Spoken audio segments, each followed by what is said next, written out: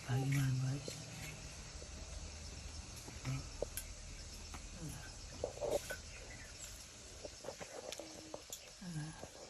अझै त्यहाँ भाइयो नि अड्डी छ त